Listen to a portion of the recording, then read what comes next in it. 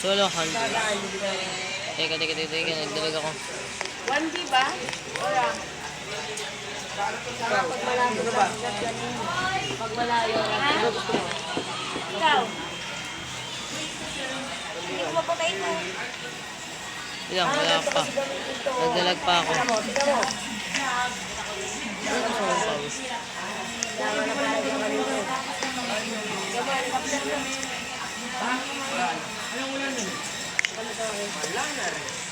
Nag-reset?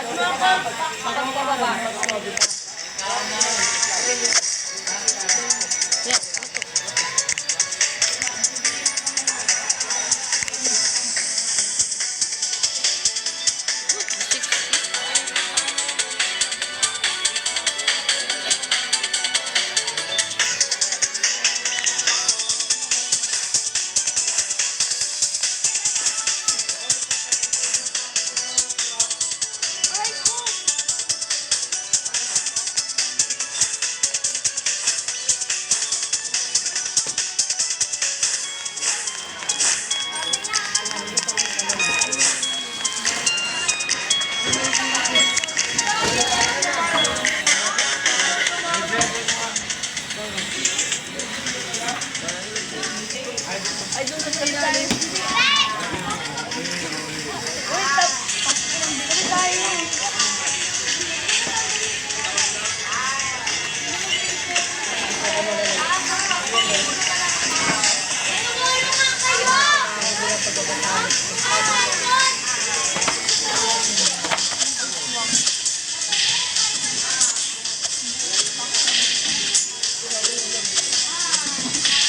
Naman, nakarap kami, oh.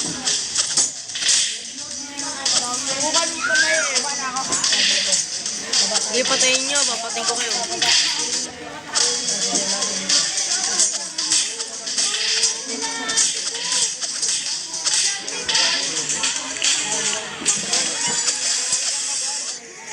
Pati ko.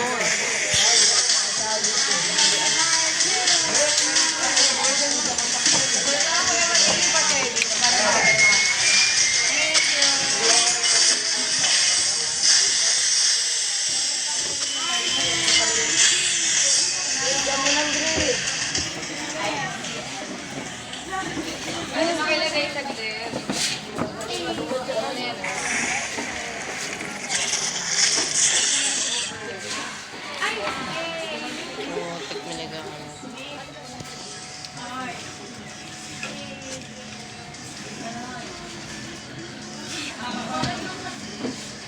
Sorry po, makalat. Jack. Ano? Honesty.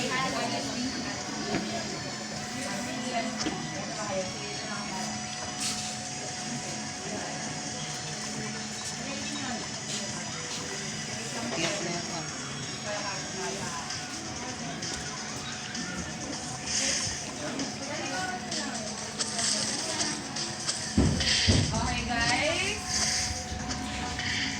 Ayos si Kuya, no? So, narinig ba? So, sinigilis na lang naman namin ang leeg. So, okay. Rinig ba? Rinig? Parang wala energy. Pagkita ba kayo gumawa ng trap? Opo. So, bakit kasi kayo? Okay, sige. Ang gusto ko lang ay, siyempre, all eyes and ears. Sabi sa amin. Okay. So, ready na ba? Ready na ba kayo marinig? Kahit makinig na lang kayo yun. Okay.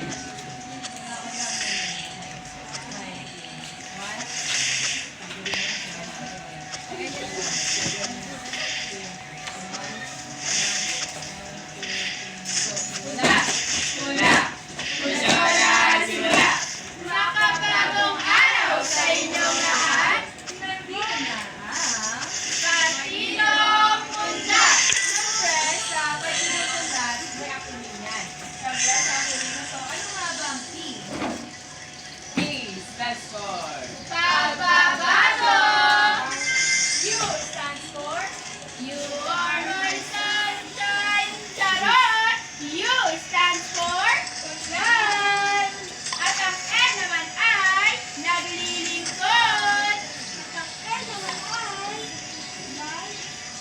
At ang L naman ay lights, camera, linaw! At syempre, makakalimutan ko pa ang last letter. So, marami ang last letter ng punla. Syempre, yun ay ang A. So, Kuya Liam, ano nga ba ang A? Ang letter A ay ibig sabihin natin agad. Agapan upang hindi masugatan. So, dito, dito tayo sa opening. So, dito naman, i-explain ko na sa inyo kung ano ba ang ibig sabihin ng partidong punla. So, before that, alam niyo ba yung punla? Yes. Sino ba nakakalam dito ng ibig sabihin ng punla? Alam niyo naman yung punla? Di ba, ang punla po yun? Seed, kumbaga. Yun yung ano, kunwari, buto na mangga. Ganon. So, ngayon, alam niyo na, may idea na kayo sa punla. So, yun yung punla. Yun yung sabihin. So, doon sa punla kasi, guys, kaya napili kong pangalan ng partido namin ay punla kasi for me, ang punla ay simula siya, saka ano siya, matibay na pundasyon. So, doon kasi sa punla, di ba ang punla ano siya, di ba maliit na buto? Doon kasi sa buto na yon, di ba once na kapag tayo nagtulungan, pag talagaan natin yan, then kapag yun nag-grow, di ba? O, sige, example natin mangga. Di ba pag lumaki ang buto ng mangga, pag ano yun, naging puno siya, sino-sino ang mga nakikinabang? Di ba maraming nakikinabang? Tulad yun sa plataforma namin. Sa plataforma, yes, oo. Connected ang pangalan ng partido namin sa plataforma namin. Kasi sa punla, yun ay ang simula. Pundasyon na rin yun. Kumbaga, yun yung growth natin. So, napakaganda nun kasi yung itatanim natin, sure ako, yun ang meron tayong aaninin. So, pag sinabing meron tayong aaninin, ang ibig sabihin nun, lahat tayo makikinabang sa pagiging bunga nun. So, ano nga ba ang plataforma natin? Kami mga kapunda ay nag-isip ng matibay na plataforma na pwede natin may sagawa na sa pamamagitan lamang ng boses at pundasyon. Kumbaga kasi ang ano kasi God advocacy or something na lagi kong pinupoint out is it's all about power ng voice. Kumbaga magiging voice of change ng school na to. Naniniwala kasi ako na yung boses natin yung pinaka-powerful na pwede natin galing sa lahat ng lugar. Or alam nyo, yung pwede natin i-carry. Siyempre, samahan natin ng mabuting asal. So, dito, sa sa plataforma na to ay, hindi na kailangan ng salapi. Hindi na kailangan ng pera, hindi na kailangan ng kahit na ano ang bagan, hindi na kailangan ng budget ng SSLG para mapatupad. Kung kasi, ganun kasi, more chances of yung reading sa plataforma kapag hindi kailangan ng budget. Kasi kapag yung plataforma natin, kinakailangan ng budget, siyempre, paano kapag walang budget ng school? Kasi hindi na lang mapatupad. Kaya di na pa ako na naman lahat ng pangako. Ngayon, eto, umiisip kami ng matibay. May plataforma na pwede na natin siyang mapatupad kahit walang budget. Kumaga, anytime, ganon. Kumaga, pwedeng monthly, gawin natin siya. So, tinatawag ko itong pupugi ng talento ng Tomasinong Makabago. So, dito, ito ang paghubog ng talento ng bawat isa. Dito kasi, sa Santo Tomas, marami ako nakikitang may mga potential. Pero hindi lang talaga nabibigyan ng pansin. Kumbaga, alam niyo yun?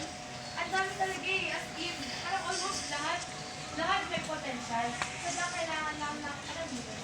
Kailangan lang nila ng may mag-push sa kanila. Kasi napapansin ko na kulang yung iba sa confidence. Kulang sa train. Lalong-lalo na sa suporta. So kami, sa plataforma ito, gagamitin ko ang boses ko para mahubog kayo. Kumbaga, face your fears. Kailangan, high school pa lang tayo, meron tayong maiwan na legacy sa school na to. Di ba nakaka-proud lang na parang yung pride ng Tomasans is, alam niyo yun, kapag binalikan yung history ng Tomasans or tayo, once na graduate na kayo, maganda yung iiwan yung dito, history or legacy.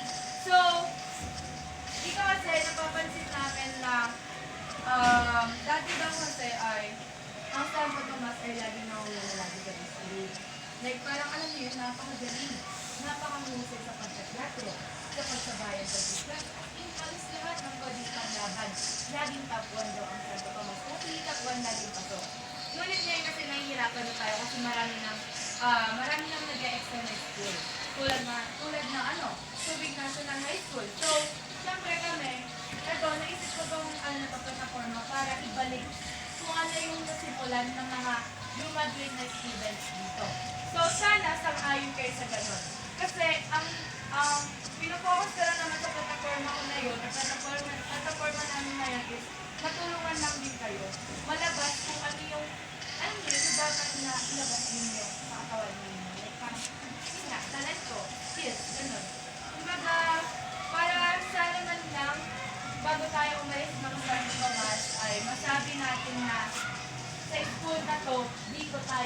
grupo. So, sana sa kayo doon. So, bago pa ako maubuso ng boses, magpakilala na muna ang aming mga kapartido. Isa na tayo sa aming representative. Hello sa inyong lahat. My name is Paula Teres Sena. Grade 10 Napakabango ko sa inyong lahat. Ako si Jihan Lucada. Tumatakbo bilang grade 10 representative. Isang makabagong araw sa inyo lahat. Ako nga po pala si Princess Erika Calabua. Tumatakbo bilang tinatawa ng ikasyam na baitang. Hindi po ako nandito